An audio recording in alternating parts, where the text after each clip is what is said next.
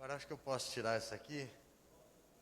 Gente, que alegria ver vocês, que bom estar aqui novamente com irmãos e irmãs queridos que têm acompanhado o nosso trabalho aqui no projeto Maltrapilho, no Instituto Maltrapilho, já há 7 anos.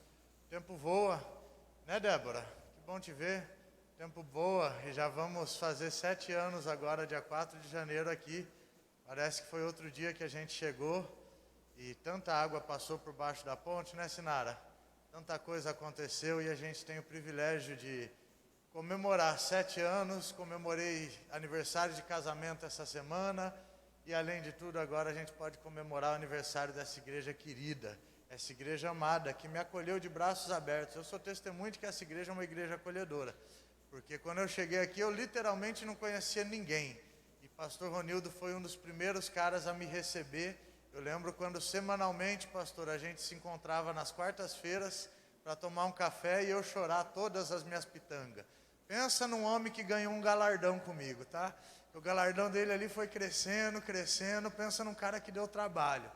Mas é bom demais chegar nisso tudo, ver anos se passando, ver a história sendo contada e, sobretudo, ver a graça de Jesus sendo renovada na vida da igreja.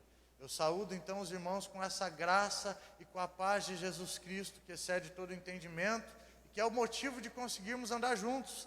Afinal, como igreja de Cristo, somos homens e mulheres diferentes, somos homens e mulheres que pensam diferente, que agem diferente, mas que encontram na graça comum um lugar de habitação, um lugar de realização. E hoje é isso que nós estamos celebrando, a realização da graça que nos alcançou, a realização do Espírito Santo de Deus que nos envolveu de maneira tal e nos fez ser igreja. Olha que legal. O Instituto Maltrapilho existe já há 6 anos e meio, vai fazer 7 anos agora em 2021. Nós estamos em Vila Velha reunindo há 7 anos embaixo de uma ponte e tem sido uma experiência transcendental. Todos os domingos de manhã, inclusive hoje eu já estive lá, às 8 horas da manhã nós nos reunimos com a população em situação de rua, usuários de crack, pessoas que vivem às margens sociais, e nós temos uma escola bíblica ao céu aberto, divertida, com música, a gente canta, bate papo, a gente se ama, se perdoa, briga, sabe essas coisas de crente? Discute, fala, tal, pede perdão, essas coisas que crente faz, a gente faz isso e a gente anda lá. E tem sido uma coisa tão impactante na minha vida que há uns 4 anos atrás começaram a chegar pessoas e mais pessoas. Lá atrás, quem quiser olhar para trás, está a Deise, a Santilene, o Jonas, minha esposa e as crianças que vieram com a gente. Essa tem sido a nossa família, pessoas que chegaram das diferentes realidades, das mais diferentes situações. Nós os acolhemos em Cristo Jesus e hoje eles têm andado, sido fortificados, têm sido abençoados e crescido em graça no Senhor. E para nós é uma alegria, principalmente porque quando as pessoas vão chegando, vai chegando os pequenininhos junto. E aí nasceu o Instituto Maltrapilho lá em Cariacica.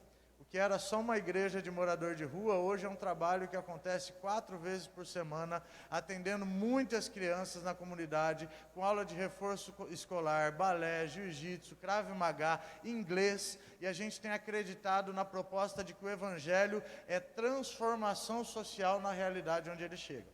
Baseado nisso, eu escrevi um livro chamado Transformação Social, são 214 páginas de ensaios missiológicos contemporâneos. Eu nos últimos anos me formei em teologia pela Faculdade Unida, gastei os últimos 2 anos fazendo uma pós-graduação em missiologia contemporânea e agora eu tenho gastado um pouco de tempo em escrever, em deixar algum legado para que o que a gente faz não seja somente a nossa história a ser contada, mas seja a história de Deus a ser eternizada através da nossa vida. Isso tem tudo a ver com o aniversário da igreja, porque o que a igreja está fazendo é anunciando o evangelho de Jesus Cristo, de Deus, para todas as próximas gerações. Eu fico emocionado de ver algumas coisas e quando a gente começa a perceber o crescimento, a família que a igreja vai se tornando. Eu tenho pessoas aqui que literalmente fazem parte da minha família. Eu tenho pessoas aqui que têm liberdade de chegar lá na minha casa sem nem me avisar e simplesmente fala: João, estava passando aqui perto e eu resolvi parar. Isso constrói um legado nessa terra e num momento onde nós vivemos, de que Deus continua agindo. Deus continua sendo Deus, mesmo em um tempo tão difícil como é uma pandemia.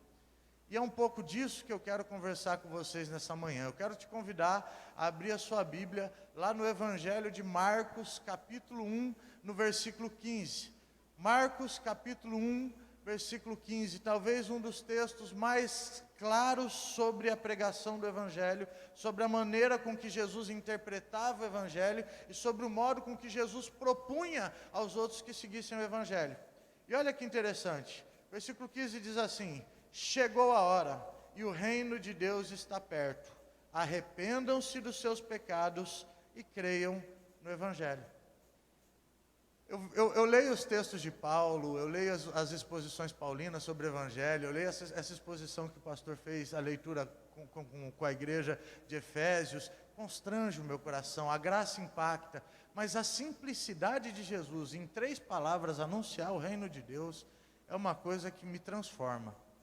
É um desafio que eu e você deveríamos experimentar, ser simples como Jesus ao anunciar o Evangelho. E olha como Jesus é simples. A primeira coisa que ele fala: o tempo está cumprido. O Evangelho é uma manifestação de Deus no tempo correto. Essa igreja está fazendo 24 anos porque ela nasceu no tempo exato de Deus. Ela não deveria ter nascido 500 anos atrás ou nos tempos de Jesus, mas no tempo exato ela nasceu como uma manifestação do Evangelho. Logo, o tempo que nós vivemos como igreja hoje, ter 24 anos como igreja, é uma alegria que salta ao nosso coração, porque estamos sendo crente onde devemos ser crente, no tempo em que Deus nos chamou para ser crente. Ontem eu tive o privilégio de estar com o pessoal da Igreja Presbiteriana de Taboazeiro, e eles me pediram para fazer uma exposição até desafiadora, que foi sobre o Evangelho para novos tempos. E quando eu penso no Evangelho para novos tempos, na verdade o que eu penso é que o Evangelho continua o mesmo. Nós precisamos encarnar esse Evangelho para poder viver esses novos tempos. Os desafios continuam os mesmos, as questões da sexualidade latente, as questões da drogadição, as questões da desigualdade social. Gente, leiam Deuteronômio, sempre houve pobreza em Israel. Os desafios não mudaram. Portanto, quando nós falamos que o tempo está cumprido, nós precisamos lembrar que o Evangelho também não mudou e que no tempo exato ele se manifesta como a verdade de Deus. Se nós estamos completando 24 anos, temos inúmeras pessoas tão diferentes, de fé diferente, que pensa diferente, de ideologia política diferente, nós estamos aqui juntos perante um único Deus, porque o Evangelho chegou no tempo exato na nossa vida. Hoje é dia de celebrar 24 anos de idade, oh coisa boa. Hoje é dia de celebrarmos que o Evangelho fez o que ele sempre fez ao longo dos séculos. Mas Jesus não para por aí. Jesus fala assim: o tempo está cumprido. É chegado o reino de Deus. É importante a gente lembrar que o Evangelho nos tempos de Jesus era um uso retórico do imperador, era um dito imperial. Então, quando se falavam sobre Evangelho, logo alguém já imaginava assim: xiii, lá vem aquele político da ordem na nossa vida de volta. Era mais ou menos essa sensação que o povo tinha. Sabe aquela hora que você vai ver o jornal, aí de repente aparece uma tarde assim, pronunciamento político obrigatório?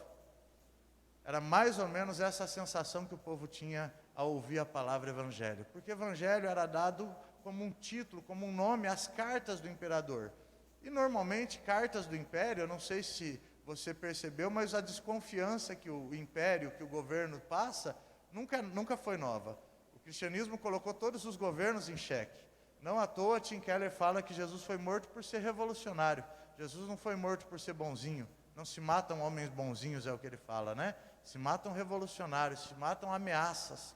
Mas o que a gente percebe é que Jesus fala que chegou um novo tipo de evangelho ao qual nós podemos crer e pôr esperança. Ele fala: creiam no Evangelho. O Evangelho não é um sistema de poder que é imposto. O Evangelho não é um sistema político que te é imposto. Mas o Evangelho é a graça de Jesus alcançando todo aquele que crê. E aí Jesus fala de maneira tão simples, ele fala: creiam no Evangelho e arrependam-se. Eu acho que essa mensagem nunca foi tão contemporânea. Nunca precisamos tanto entender que existe um Deus governando todas as coisas, soberano e absoluto. Que o tempo não está confuso, nós não estamos vivendo um tempo onde Deus deixou de governar, mas eu ouso dizer que como nunca na história, Deus está santificando o seu nome através do seu povo. Nós não vivemos uma pandemia por questões de desgoverno de Deus, mas vivemos uma pandemia por questões de governo absoluto de Deus. E olha que legal, no meio de uma pandemia, nós podemos encerrar num culto presencial, cheio de irmãos e irmãs queridas, comemorando saúde. Eu tive esse negócio 3 vezes. Alguém aqui teve 3 vezes corona? 2 pelo menos? Eu estou VIP. Eu tive 3 vezes. Vou dizer para vocês, é horrível. Nós enterramos gente, passamos mal, ficamos internados. Mas ao mesmo tempo, no meio dessa pandemia, a gente entendeu que era o tempo do projeto se posicionar com algumas coisas, por exemplo, quanto à fome. E nós, no ano passado, pela graça de Jesus, com um projeto de 20 pessoas, nós distribuímos mais de 50 toneladas de alimentos. Sabe por quê? Porque o tempo está cumprido. Porque a pandemia não veio para revelar a miséria, mas veio para revelar a soberania de Deus. O tempo está cumprido. Nós estamos chegando ao fim de uma pandemia. E o que nós aprendemos com esse evangelho que nos é anunciado? O que nós aprendemos? Bom, primeira coisa que nós aprendemos é que o evangelho não é um sistema impositor de governo. Meu irmão, minha irmã, em nome de Jesus Cristo, nós só temos um rei, é Jesus, e ele reina para todo sempre. Nós não temos outro Deus na nossa vida. Nós não precisamos de outro Salvador na nossa vida. Não se prostre a autoridade nenhuma que não venha da parte de Jesus Cristo como único e suficiente Salvador. A pandemia é para revelar Jesus Cristo como único e suficiente Salvador. Segunda coisa, nós estamos vivos nesse tempo. Nós estamos aqui, não à toa, mas colocados com um propósito. Cantamos isso, que Deus tem propósitos. Nós fomos colocados, olha o que lemos em Efésios, nós fomos a obra-prima de Deus, a feitura de Deus, colocadas no lugar exato para viver os planos exatos de Deus. Deus tem um tempo exato para que o Evangelho se manifeste na tua vida. Mas para que a gente possa caminhar para um raciocínio de conclusão, eu gostaria de lembrar que Jesus não deixa de falar para crer no Evangelho sem antes dizer: arrependam-se. Conhecer o tempo de Deus foi uma das melhores coisas na minha vida, porque eu sempre muito ansioso, fiz muita burrada, muito compulsivo, já tive inúmeras recaídas, inúmeros erros. E descobrir o tempo de Deus foi uma aventura muito grande. Descobrir o Evangelho foi uma aventura muito grande. Mas quando eu descobri tudo isso, e depois fui para a academia e fui estudar, eu descobri uma coisa. Se depender da gente, quando a gente gosta de ler e estudar, a gente tem resposta para tudo. E a gente esquece que os nossos conceitos precisam estar rendidos aos pés do Evangelho. O Evangelho diz para mim e para você que Deus é capaz de se manifestar em todos os lugares, através de toda e qualquer pessoa, inclusive aqui agora. O Evangelho diz para mim e para você que se você se prostrar perante os pés corretos, perante Jesus Cristo de Nazaré, não é se prostrar perante homens, não é se prostrar perante pastores, líderes, etc., mas é se prostrar perante de joelhos, perante Jesus Cristo de Nazaré. O Evangelho diz para mim e para você que Deus pode se manifestar hoje na tua vida e santificar os teus caminhos, santificar os teus passos, santificar toda a continuidade da tua vida.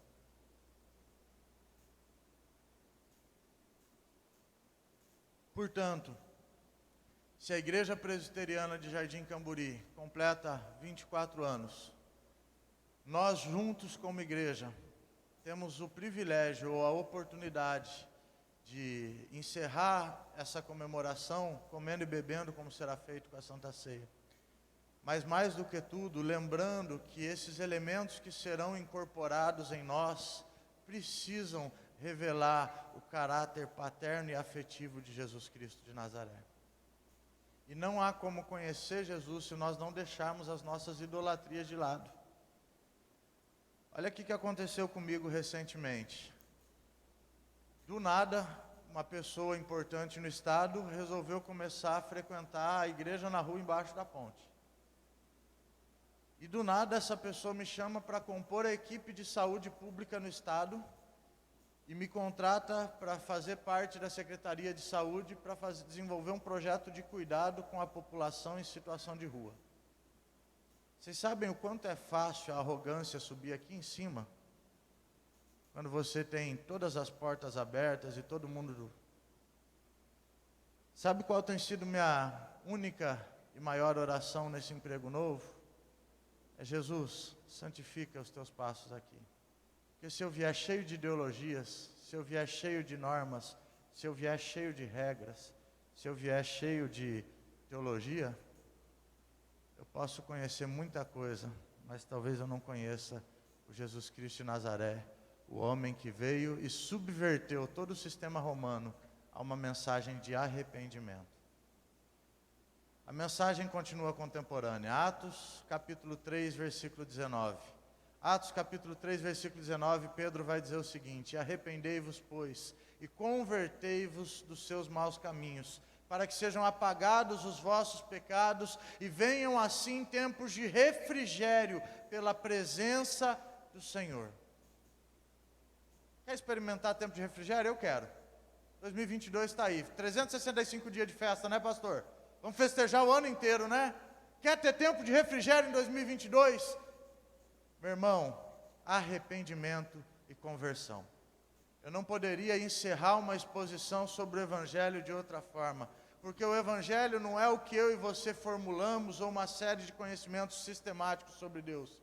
O Evangelho é uma atitude humana de autoconhecimento, de rendição a Deus, a quem Ele é, para que a sua santidade possa nos constranger a viver uma vida mais humana, a uma vida mais social, a uma vida de igreja. Afinal de contas, nenhum de nós estaríamos aqui se não fosse o Evangelho.